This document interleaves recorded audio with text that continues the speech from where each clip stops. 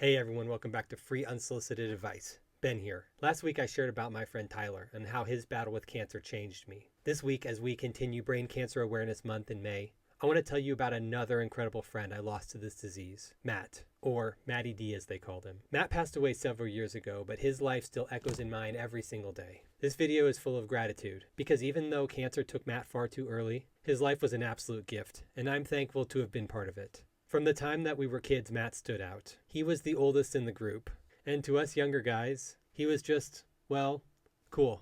The kind of cool you wanted to copy. Whether it was the way he carried himself or his sense of humor, or even in some of the teenage acting up that comes with that age. I wanted to be like Matt. I looked up to him. He had this confidence that made you feel like the world was bigger and more interesting when he was around. I'm so thankful for Matt's life.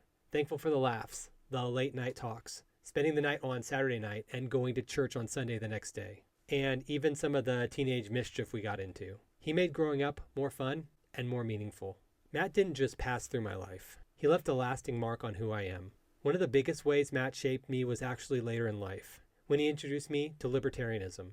I'm not sure when he started to be interested in individual rights, limited government, and personal responsibility, but he planted seeds that grew into how I view the world today. Matt's influence still shapes the way that I think, the way I approach problems, and the values I try to live by. The people he introduced me to challenged me to question things, to value liberty, and to take ownership of my own life. I'm a freer thinker and a more independent person because of him. Of course, none of that happened in a vacuum. I have to thank the people who helped raise and shape him. Matt's parents, thank you for pouring into him, for encouraging that mind of his, and for giving him the foundation that shaped the person that we all admired. To his brother and sister, thank you for the sibling bond, the shared memories, and for being there through everything. To the rest of his family and friends who loved him over the years, you helped make his life rich and full. Thank you for being part of the village that gave us Matt. Your love and support meant everything. So like many childhood friendships, as we became adults, we did drift apart for a while. Life gets busy with jobs, families, and responsibilities. I regret letting that happen. I wish we had stayed closer during those years. But here's what I'm deeply grateful for. When I learned Matt had brain cancer, I was able to reconnect. We had several meaningful conversations, especially during that time that he was in remission. Those moments were precious. We caught up. We laughed about old stories. And we talked about life. I'll always treasure that we got that second chance before the cancer came back. Not everyone gets that opportunity, so I don't take it for granted. Still, the loss hits hard. Brain cancer completely sucks. It reminds us how fleeting life can be. So here's the big challenge that I want to put in front of you today. What would you do differently if you knew your exact expiration date? If you had a number on the calendar, 6 months, 2 years, 10 years, how would that change the way you lived? Most of us, truthfully, walk around like we have forever. We put off the important conversations. We delay chasing our big mission. We stay in mediocre routines because there's always tomorrow. But Matt's story, and too many others like it, show us that tomorrow is not guaranteed. If we knew our time was limited, we would stop wasting days on things that don't matter. We would go all in on our mission in life, the work we're called to do, the relationships we're meant to build, the impact we want to leave. We would love more boldly, forgive faster, say the important things out loud, take the risks that we've been too scared to take. Imagine living every single day with that kind of urgency and clarity. That's the challenge. That's how we honor friends like Matt and Tyler, by refusing to sleepwalk through the one gift that anyone who is watching this has: time.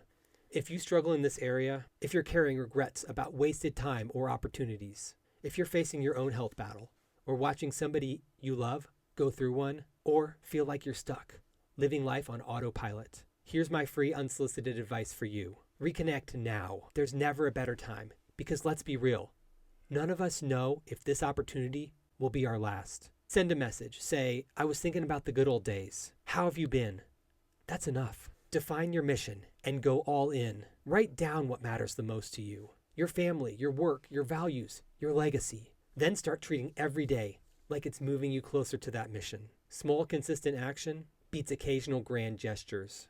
Live life with an expiration date mindset. Every morning ask yourself, if today was one of my last, would I be proud of how I spent it?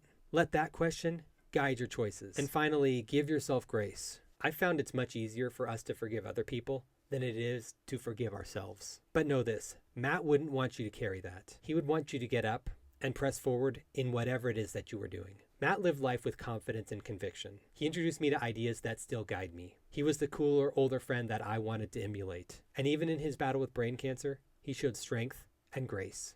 I'm a better man because he existed.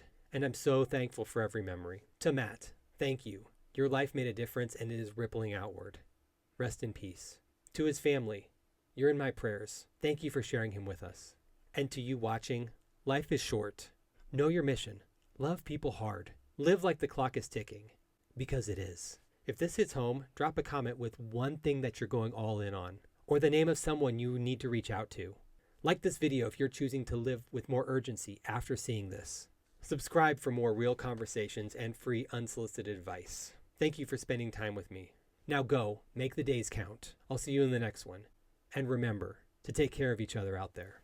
Before we go, I just wanted to let you know that throughout this summer, a portion of any donations this channel receives will be given to nonprofits that support families walking through cancer. If you'd like to get involved or support the cause, the link will be in the description box below.